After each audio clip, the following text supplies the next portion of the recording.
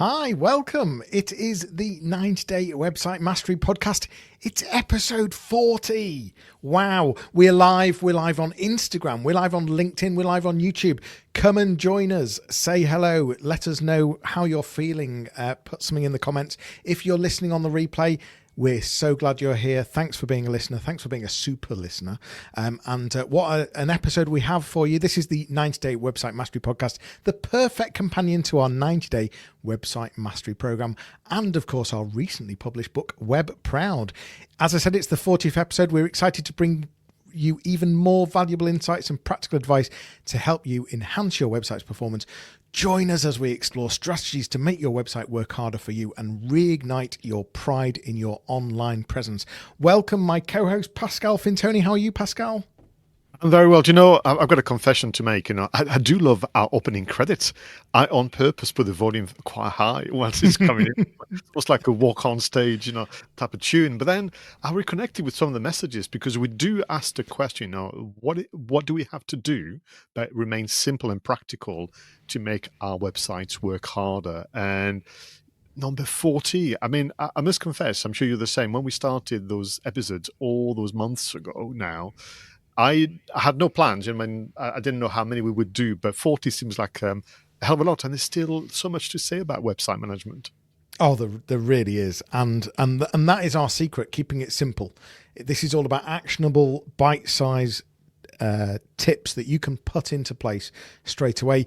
We even bite-size our podcast. In every episode, we have 4 segments. We have the You Ask, We Answer, where perhaps one of you has submitted a question or we've found something online that we want to explore. We've got Website Stories, which is an article or a podcast or a link that we've seen that we want to get reaction to. We then have the Website Engine Room, where we're helping you as a website manager or website content creator with a piece of kit or an app that's going to make your life a lot easier and start you being proud of your website again. And of course, we finish every episode with the website call to action, which is one small change or adjustment that you could be making to your website right now to start feeling web proud. So listen, let's start with our first segment. As always, in every episode, the You Ask, We Answer.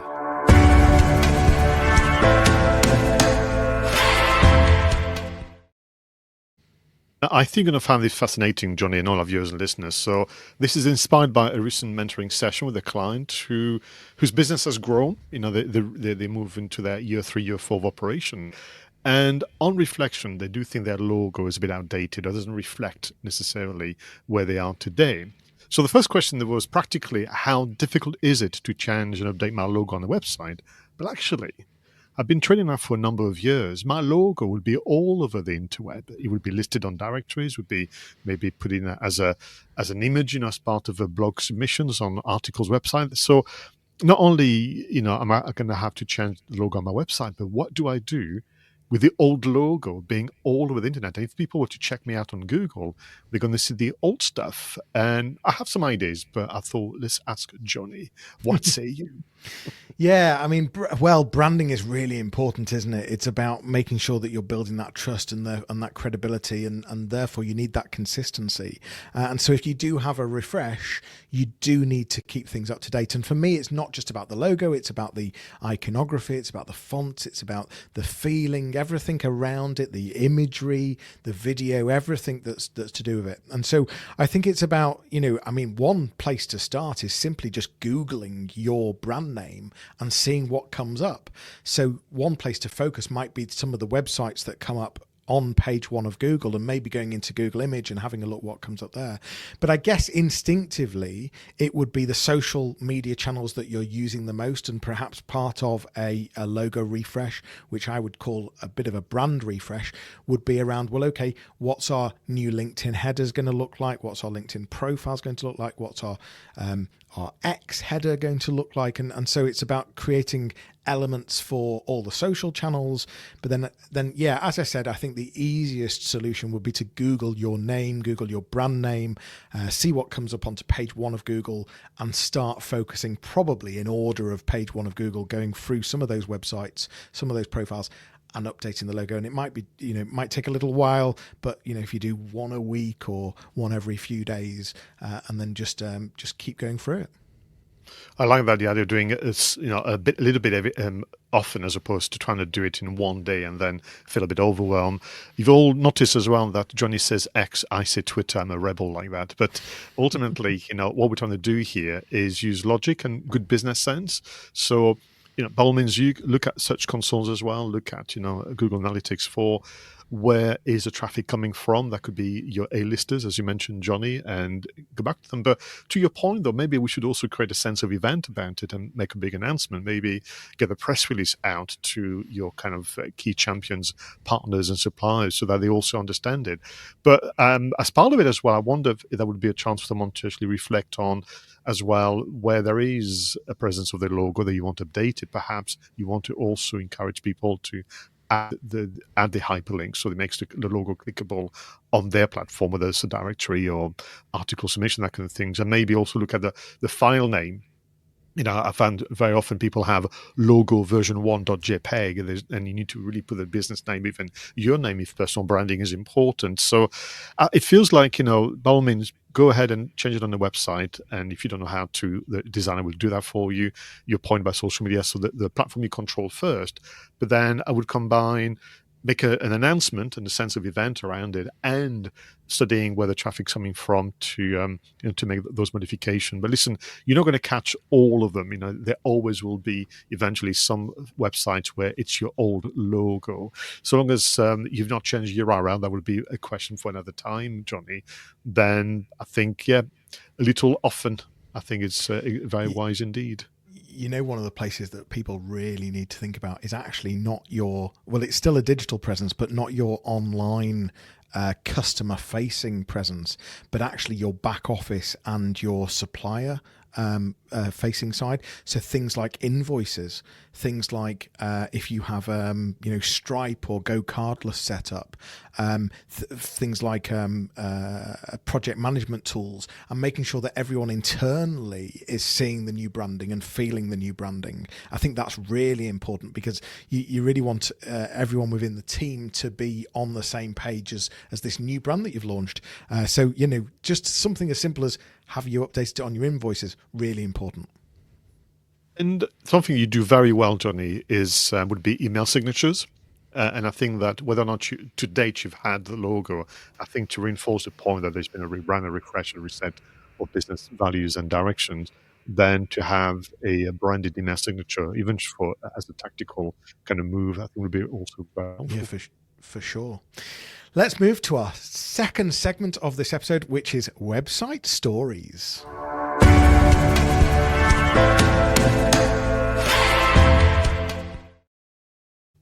And this part of the show, Jonny and I select an article, a podcast, an infographic, anything that can help us reflect what it means to be a website owner manager in today's economy. And we've gone for an article that I think actually is going to make people reflect and talk for a while. This was written by Dan Taylor, who's the head of technical SEO at Consult Agency. And this article was submitted, Jonny, for the Search Engine Journal, which is a platform that you and I do like because they keep us up to date with the advances of SEO and now AI summaries.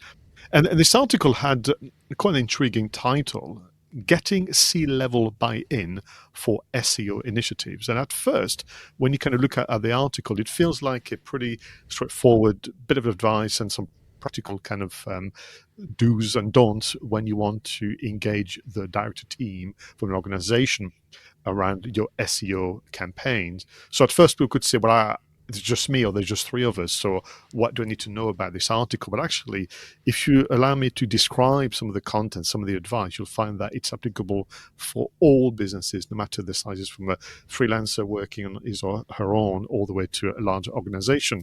And I suppose what Dan's done really, really well is to remind so many of us that, let's say for argument, either SEO is a favorite subject or you find SEO difficult to understand. But historically, I'm sure you'll agree, in terms of the language, but also this obsession to report back on rankings and traffic and have a very, very strange language, a very strange way to report back on SEO activities that are not relatable to the simple fact of marketing, selling, and looking after customers. And what the article is suggesting is that if you find a way for yourselves, if you are the SEO practitioner or someone that is new to the activity, to relate this idea of having a working relationship with search engines nowadays and AI summaries as a true campaign that will drive revenue to number one. Bear in mind the conversation we just had a moment ago, create new touch points on the internet, but of course improve customer acquisition. You might find it a bit easier to navigate in our SEO. So the article has 3 sections. One, it suggests you should understand what matters to C-level leaders, but also how do you yourself as solopreneur approach it? And you should have essentially high-level goals. So, for example, you could say our goal in terms of using SEO would be to reduce reliance on paid media, or maybe we do want to increase revenue of that kind. So understanding what matters to C-levels leaders is a nice paragraph that you should go through. The second one, something we've covered you and I many a time, is engaging your colleagues and suppliers and your network to kind of foster collaborations. And I'm not going to spend some time on that, Jonny, because we've covered it quite extensively. The one bit that I want to get into then is this idea of building roadmaps and reports, and Dan does a very, very good job to explain. So the first thing is, if SEO is new to you, or it is new to the director team, and so on and so forth, even though you're the expert, the idea of using a roadmap, which are visual statements, as opposed to just lots of numbers and letters and weird graphics, but roadmaps, visual statements that communicate what you're going to do when, and the kind of KPIs you're going to hold yourself to account, and this idea of, what are we trying to achieve here, top level, and what are the meaningful, logical steps we're going to go through to achieve that. And if you have that roadmap understood and embraced, then the reporting becomes much easier because you report against the roadmap. And again, the reporting, what they're saying is almost keep yourself the typical type of report you and I would have produced for our clients around SEO, the rankings, the traffic generations, the plus and minuses, the percentage figures, and so on. What you want to do, whether SEO is new to you or you're the expert, is almost do a report which has a framework across 4 key quadrants. You have what you call the SEO focused pedestal. So some of us may remember vaguely university times and so on, but this idea of, you're not operating in a vacuum. So your SEO campaign would be impacted upon by external factors. So, we all know political factors. Look what's happening this year, economical factors, sociological, technological factors with the AI summaries, legal and environmental. And what you want to do is appreciate that these will have an impact. Then by all means, you can share some performance metrics, but you should really keep them tied to financial results, customer acquisition, things that are business centric as opposed to SEO centric. Then you should give people a helicopter view of the status, what's worked well, what's been okay, what's not worked as planned, and what we're going to do about it, but also, which I think is very important, I got used to doing that in my days working with a board, what support is needed to make a difference. And then you can close with some strategic next move. And we're talking about here some high impact, kind of high value initiatives that can link back to the KPIs. It's an article that people should read more than once, as I've done. And this is one that really reminds you that ultimately, whilst those 3 letters SEO can be a little obscure to the vast majority of people, it's actually very, very grounded in commercial activities. And if you can do what you can to help people visualize it, help people keep up with progress by using elements as described by Dan here in this article, you'll find that this year could be actually the year that finally you've cracked the SEO code. Yeah, well, I think one of the things that you've highlighted there is in terms of the article is around the strategic thinking around search engine optimization. So it's not about just search engine optimization for what it is in terms of that rank and traffic and whatever else, but it's about what it means for the business and and the commercial side of search engine optimization. And you're right, C-suite, depending on the company, probably aren't really interested in SEO. They've got, they'll be thinking of bigger things, and they'll have a very strong focus on sales and growth. But what's also worth talking about here is that you talked about this is, for solo entrepreneurs and smaller businesses. Actually, as a small business, the owner of the business, myself even, you carry so many hats, and there are times that you do need to justify activity, rightly so, and tie it into your KPIs, what your objectives are, what you're trying to achieve, and having a very clear roadmap. And actually, as a business owner, it can really help you start thinking about how to position search engine optimization, whether how much you should be investing in it, and how that ties into what it is you're trying to achieve. So I think what this does is it throws a light on how to think about search engine optimization, how to measure it, and how to have lots of common sense in a very sort of adult way in terms of the challenges, the gaps, the opportunities, and doing a bit of a SWOT analysis on it, really, to really identify there's threats here. If you don't, what happens if you don't do it, and where does that leave you? So yeah, I love the strategy, the business commercial strategy that this brings to search engine optimization, and I really think that's a valuable way to be thinking about search engine optimization, instead of just where do we currently rank, what keywords in the top 10, etc. Because to some extent, some of that can be meaningless, and it's all about, as a business owner, constantly saying, yeah, but so what, and so what? Well, we're here. So what? Well, we've got some extra organic traffic. Yeah, but so what? And that's so important. What is remarkable is you and I have been, in our own ways, the custodian of logic and reason when it comes to SEO. There's so many different ways in which you can go about it. As you know, as my attempt to make it less daunting and scary, I moved away from the term and adopted online reputation management. And there's many ways in which you can do it. But it still remains that, you need to have a clear idea of, who do you want to, impress, how are you going to go about it, and so on. But I've seen scenarios where people have a lot of traffic because they've applied the SEO techniques that everybody can think of, but they get little revenue or little kind of, inquiries. And conversely, somebody, they kind of think, we are invisible. Nobody can see us when we Google ourselves, and yet the website traffic that they're getting converts very, very highly. So I'm with you on this one, that you need to know enough to have meaningful conversation, but everything has to be driven by the business strategy. Absolutely. Let's move on to our third segment, which is the website engine room.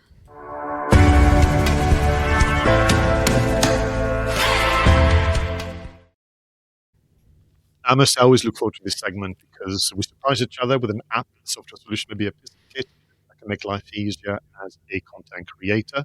I'm not even looking at the show notes today. I've not cheated today. So what is your selection for the website engine room? So this episode, I am going to focus on a video editing app called clap.ai, K-L-A-P.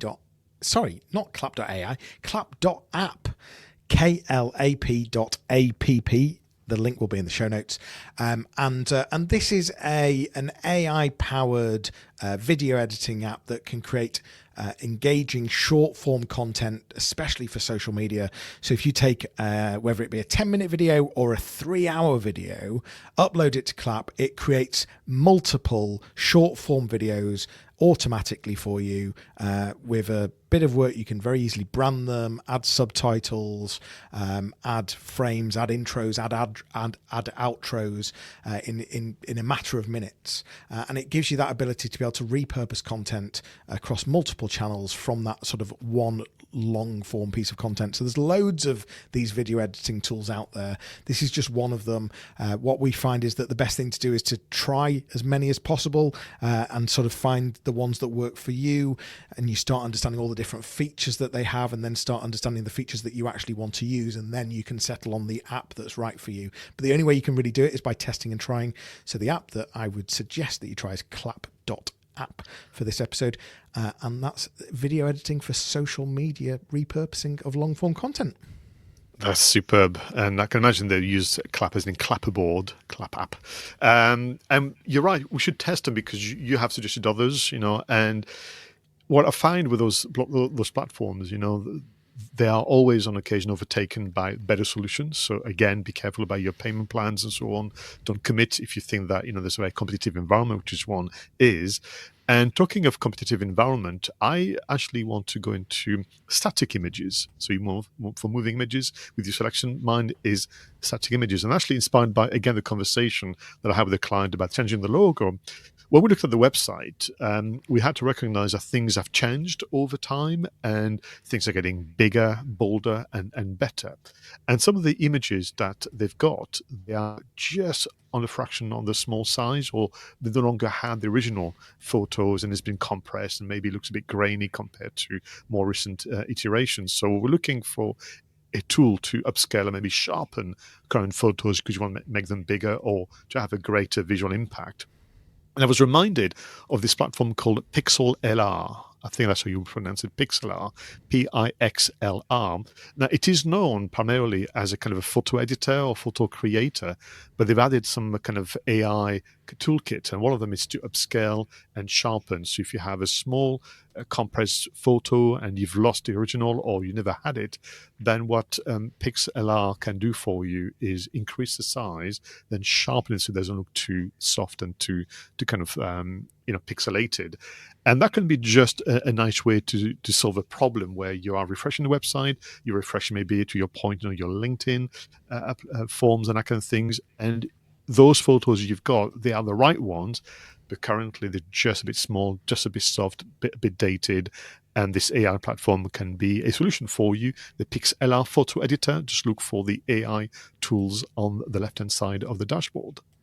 Nice. I like that. I like the idea that you can just sharpen up a picture with a click of a button. Very clever indeed. Two great apps there. And the whole idea here is for us to help you feel proud of your website again by showing you some of the apps that just make your life easier. And why waste all that amazing content by not polishing it and making it better and repurposing and sharpening things up. Let's move on to our last section, which is the website call to action.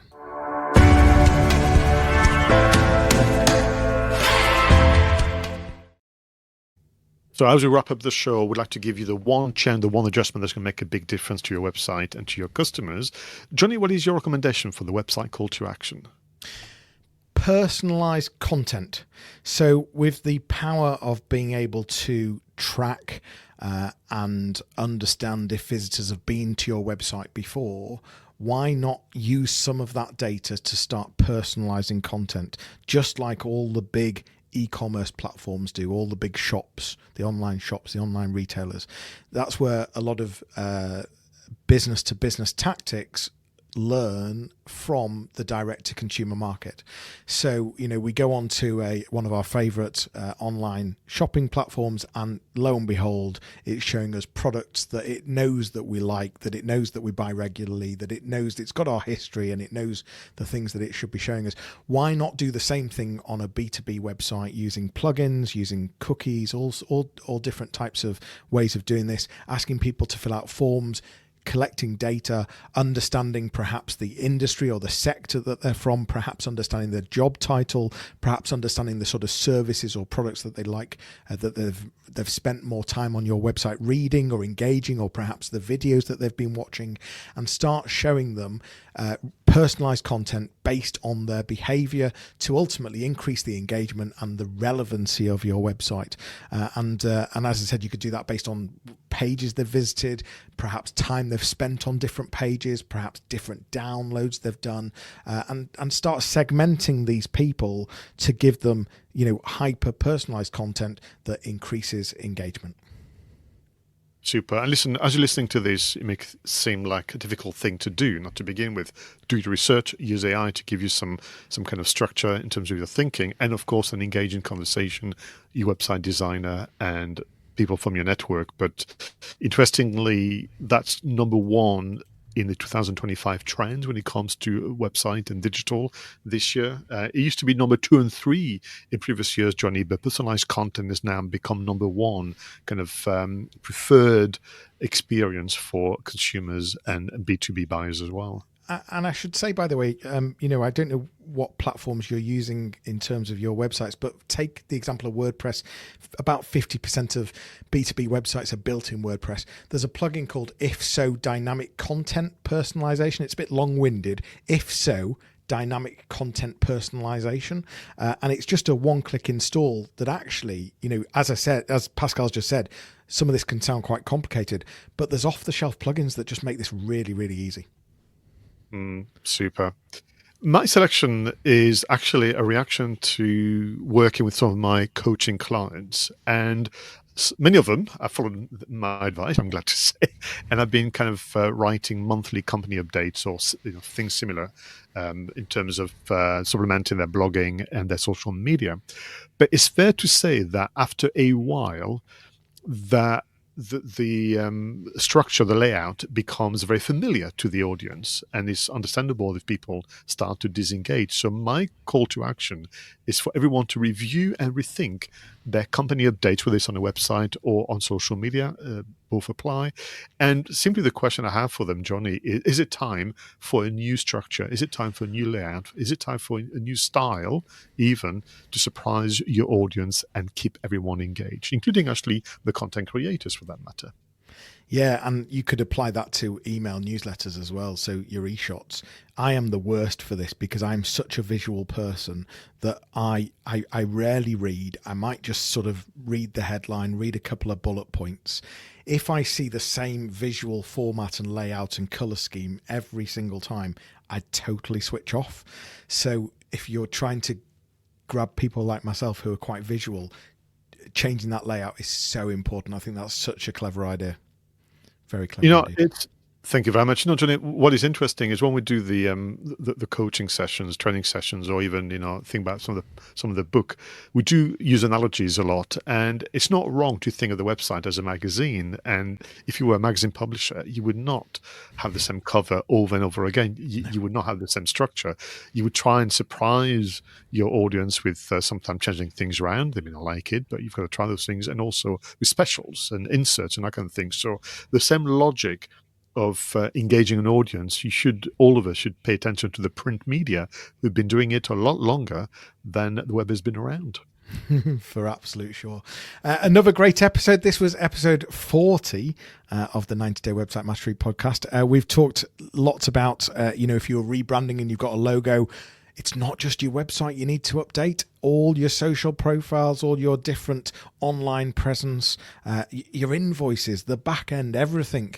But bite-size it down. Just focus on the important things first.